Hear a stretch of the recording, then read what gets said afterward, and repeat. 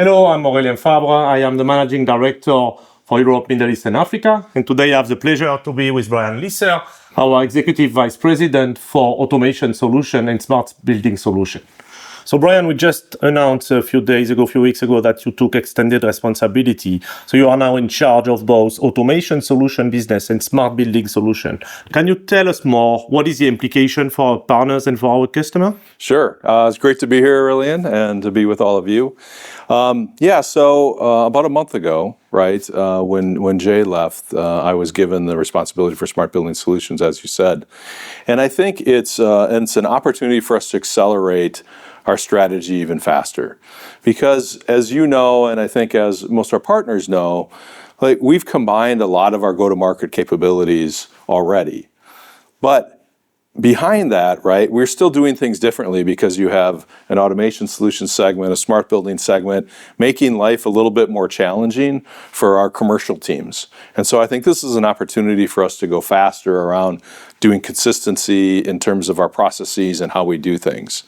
That, along with how we leverage technology across our different segments to serve our customers in multiple verticals, I think we can go faster with that. So I'm looking forward to the opportunity. I've spent a lot of time now in my first month here with the Smart Buildings team, really getting up to speed.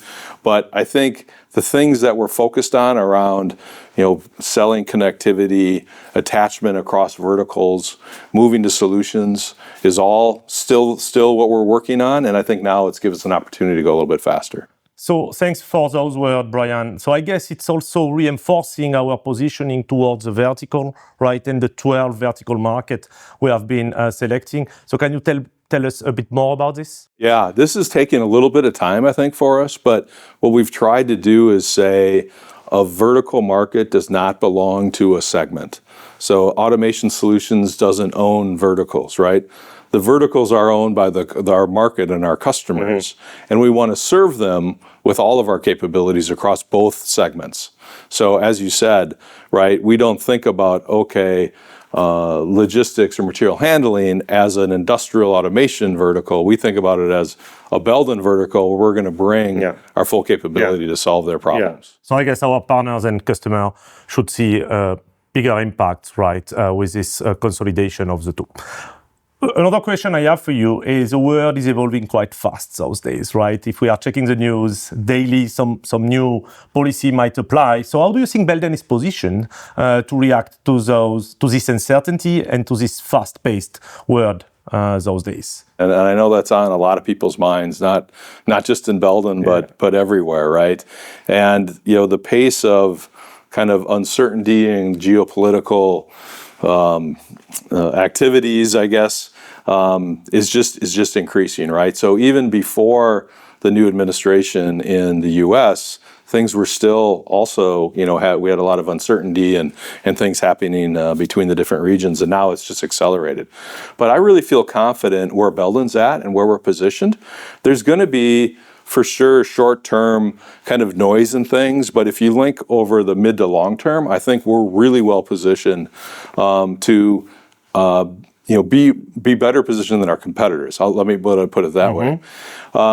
We started working several years ago on creating more flexibility in our footprint and our supply chain. So we've dual sourced many components now. We're building more and more local to our customer base across APAC, the Americas, and here in Europe. So I think we have more to do and we can do more, but we've already done a lot, and so that gives us some ability to move some manufacturing and some of our supply chain around, depending on what happens. I also think about when there's say a new tariff or a reciprocal tariff or whatever it might be, is we look at it kind of in two ways. One is everyone in our industry impacted? Like, are all of our competitors impacted, or is it just Belden, right? If it's all of our competitors, then it's maybe easier because everyone's dealing with it. Maybe you do pricing, maybe you look for other ways to offset it or absorb some of it. If it's unique just to Belden, then that's more difficult because then we have to do something different to try to mitigate that impact, and we can't maybe pass that on, or we'll have to do something else. So when you look at, we have teams that are looking at this constantly. I think we're much better positioned. I think our competitors have a higher impact of these tariffs than we do. So I feel like we've already done a lot of things. We're doing things now to offset it. Leveraging our footprint and our supply chain and those kind of things. So we don't know what's going to happen next week, right? Yeah.